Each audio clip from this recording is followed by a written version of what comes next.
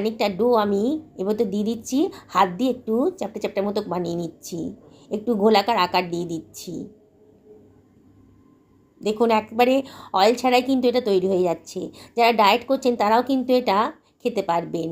Hello বন্ধুরা, আশা করি সকালে ভালো আছেন। সকালে আমাদের ব্রেকফাস্ট নিয়ে একটা চিন্তা থেকেই যায়, কি বানাবো যেটা চটজলদি হয়েও যাবে, আবার হেলদিও হবে, টেস্টিও হবে, বাড়ির সবাই খুব আনন্দ করে খেতে পারবে। আজকে সেই রকমই একটা চটজলদি রেসিপি নিয়ে এসে হাজির হয়েছি। প্রোটিনে ভরপুর একেবারে দারুণ স্বাদের এই রেসিপিটি বানাতে আমার সত্যি বলছি 10 মিনিটের বেশি কিন্তু টাইম লাগেনি। আর এতটাই টেস্টি না, যেসব বাচ্চারা কিংবা বড়রা ভেজিটেবল খেতে চান না তারাও কিন্তু এটা চেয়ে চেয়ে খেয়ে নেবে। বানানোটা একেবারেই সোজা, আপনারা শেষ পর্যন্ত ভিডিওটা দেখুন। আর এটা একেবারে অয়েললেস, মানে একেবারে তেল ছাড়াই আমি এটা বানিয়ে ফেলেছি। দেখুন বন্ধুরা, রেসিপিটা দেখলে আপনাদের বানাতে ইচ্ছা করবে। আমি এখানে খানিকটা পালং শাক নিয়ে নিয়েছি। এখন বাজারে অনেক ফ্রেশ পালং শাক উঠেছে। আমি খানিকটা পালং শাক নিয়ে নিয়েছি। খুব ভালো করে ধুয়ে নিতে হবে। পালং শাকের কিন্তু অনেক কাদামাটি লেগে থাকে পালং শাকের গায়ে। আমি খুব কুচি কুচি করে পালং শাকটাকে কেটে নিচ্ছি। দেখুন খুব মিহি করে পালং শাকটাকে কেটে নিলাম। আমি যে পরিমাণে আজকে ব্রেকফাস্টটা বানাচ্ছি তাতে আমার এতটা পালং শাকই দরকার। আমি 4 জনের জন্যে আজকে ব্রেকফাস্ট বানাচ্ছি। দেখুন খুব ভালো করে কুচি কুচি করে কেটে নিয়েছি। পালং শাক কিন্তু স্বাস্থ্যের পক্ষে ভীষণই ভালো। আমাদের উচিত পালং শাক দিয়ে রেসিপি বানিয়ে খাওয়া। আমি এখানে একটা বাঁধাকপির 1/4 ভাগ নিয়ে নিয়েছি, মানে 4 ভাগের 1 ভাগ নিয়ে নিয়েছি। বাঁধাকপিটাকে আগে থেকে ধুয়ে পরিষ্কার করে নিয়েছিলাম। এবার বাঁধাকপিটাকেও আমি কুচি কুচি করে কেটে নিচ্ছি। বন্ধুরা, ভীষণই হেলদি আর টেস্টি রেসিপি আজকে তৈরি হতে চলেছে। বাচ্চারা কেন, বড়রাও কিন্তু খুবই পছন্দ করবে। যারা ভেজিটেবল খেতে একেবারেই পছন্দ করেন না তারাও কিন্তু চেয়ে চেয়ে খাবেন। আর চটজলদি বানানো হয়ে যাবে। বাচ্চাদের আর বড়দের সবার স্বাস্থ্যের কথা আমাদেরকে মনে রাখতে হয়, তাই আমাদেরকে বানাতে হয় টেস্টি আর হেলদি রেসিপি।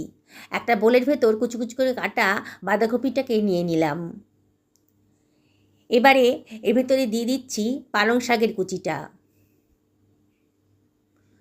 দেখুন পালং শাকটাও দেওয়া হয়ে গেছে। এবারে আমি এর ভিতরে দিয়ে দেব একটা পেঁয়াজকে কুচি করে কেটে রেখেছিলাম, দিয়ে দিলাম। আমি আজকে 4 জনের মতন করে ব্রেকফাস্ট বানাচ্ছি। এবার খানিকটা ধনেপাতা কুচিও দিয়ে দিলাম, আর খানিকটা কারি পাতা কুচি দিয়ে দিলাম। দারুণ সুন্দর একটা গন্ধ বেরোবে। হাতে কাছে যদি কারি পাতা থাকে তাহলে দিয়ে দেবেন। আর দিয়ে দিচ্ছি খানিকটা কাঁচা লঙ্কা কুচি। বাচ্চাদের জন্য বানালে কাঁচা লঙ্কাটা একটু কম দেবেন কিংবা অ্যাভয়েড করবেন। এবারে আমি এর ভিতর দিয়ে দিচ্ছি 1 টেবিল চামচ মতো লবণ। লবণটাও নিজেদের পছন্দ মতো দেবেন। এবার দিয়ে দিচ্ছি 1/2 টেবিল চামচ গোটা জিরে, আর দিয়ে দিচ্ছি 1/4 টেবিল চামচ মতো কালো জিরে। টেস্টি হবে আর দেখতেও ভালো লাগবে। আর 1/4 টেবিল চামচ মতন হলুদের গুঁড়ো দিয়ে দিলাম, একটু কালারটা আসবে, ভালো লাগবে দেখতে। 1/2 টেবিল চামচ ধনের গুঁড়ো দিয়ে দিলাম, আর দিয়ে দিচ্ছি 1/2 টেবিল চামচ চাট মশলা, দারুণ টেস্ট আসবে। আর দিয়ে দিচ্ছি খানিকটা আদা গ্রেট করে রেখেছিলাম, এই 1 ইঞ্চি পরিমাণ আদা দিয়ে দিলাম। 2 টেবিল চামচ মতো বেসন দিয়ে দিলাম। আর এখানে আমি দিয়ে দিচ্ছি 4 টেবিল চামচ মতো চালের গুঁড়ো, মানে হাফ বাটি মতো হয়েছে আর কি। এবারে হাত দিয়ে সব কিছু ভালো করে মিশিয়ে নিচ্ছি। আজকে খুবই হেলদি রেসিপি বানানো হচ্ছে, না আটা, না ময়দা, না সুজি। দেখুন আমি কত সহজেই ঘরে থাকা উপকরণ দিয়ে দারুণ টেস্টি আর হেলদি রেসিপি বানিয়ে ফেলছি। সব কিছু খুব ভালো করে মিশিয়ে নিতে হবে। প্রথমে জল দেব না, প্রথমে শুকনোভাবে ভালো করে মিশিয়ে নেব। দেখুন বন্ধুরা, রেসিপিটা যদি ভালো লাগে তাহলে লাইক, শেয়ার, কমেন্ট করতে কিন্তু ভুলবেন না। সব কিছু খুব ভালো করে মাখানো হয়ে গেছে। এবারে আমি হাফ বাটি পরিমাণে জল এর ভেতর দিয়ে দিচ্ছি। জলটা খুব বেশি দেবেন না, অল্প অল্প করে দেবেন। রেসিপিটাকে আজকে আমি খুব পাতলা বানাবো না, আমি একটা ডো মতো বানিয়ে নিচ্ছি, নরম একটা ডো। দেখুন এইভাবে মাখিয়ে নেবেন। বন্ধুরা, যারা আজকে আমার চ্যানেলে প্রথম দিন তাদেরকে রিকোয়েস্ট করব আমার চ্যানেলটা সাবস্ক্রাইব করার জন্যে।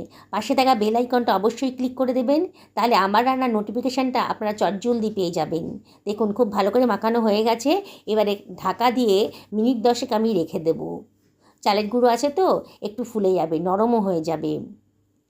দেখুন মিনিট 10 বাদে সুন্দর করে আমার ডোটা সেট হয়ে গেছে। ডোটাকে এইভাবেই রাখবেন। দেখুন এটাতে পালং শাক আছে, বাঁধাকপি আছে, খুবই স্বাস্থ্যকর একটা রেসিপি আজকে তৈরি হতে চলেছে। নামমাত্র তেলেই কিন্তু এটা রেসিপিটা তৈরি হয়ে যাবে। আমি একটা ব্রাশ দিয়ে ফ্রাই প্যানটার ভেতর একটু অয়েল ব্রাশ করে নিলাম। দেখুন যৎসামান্য তেলেই কিন্তু আমার রেসিপিটা তৈরি হয়ে যাবে। এবার হাতে করে খানিকটা ডো আমি এবার তো দিয়ে দিচ্ছি, হাত দিয়ে একটু চ্যাপটা চ্যাপটার মতো বানিয়ে নিচ্ছি, একটু গোলাকার আকার দিয়ে দিচ্ছি। দেখুন একবারে অয়েল ছাড়াই কিন্তু এটা তৈরি হয়ে যাচ্ছে। যারা ডায়েট করছেন তারাও কিন্তু এটা খেতে পারবেন। খুবই স্বাস্থ্যকর আর প্রোটিনে ভরপুর এই রেসিপিটা। বললাম না বন্ধুরা, বানাতে আমার 15 মিনিট মতো টাইম লেগেছে। রেস্টে রেখেছিলাম তো খানিকক্ষণ, সেই জন্য 15 মিনিট টাইম লেগেছে। আর যদি আপনারা সমস্ত সবজিগুলো রাত্রিবেলায় কেটে ফ্রিজে ঢুকিয়ে রাখেন তাহলে আপনাদের 7 থেকে 8 মিনিট টাইম লাগবে এটা বানাতে। আমি ঢাকা দিয়ে মিনিট খানেক রেখে দিয়েছিলাম। দেখুন ওপরটা শুকিয়ে গেছে, ওপরে আবার একটুখানি অয়েল ব্রাশ করে দিচ্ছি। যদি মনে করেন এই অয়েলটাও দেবেন না তাহলে কোনো অসুবিধা নেই। আমি একটুখানি অয়েল ব্রাশ করে দিলাম, এবার এটাকে উল্টে দিচ্ছি। দেখুন বন্ধুরা কত সুন্দর কালারফুল তৈরি হয়ে গেল একটা রেসিপি। দেখেই কিন্তু খেতে ইচ্ছা করবে। বাচ্চারা কিন্তু এরকম কালারফুল রেসিপি দেখলেই খেতে চাইবে। আর সেই সময় ওদের কিন্তু অনেকটাই সবজি খাওয়ানো হয়ে যাবে।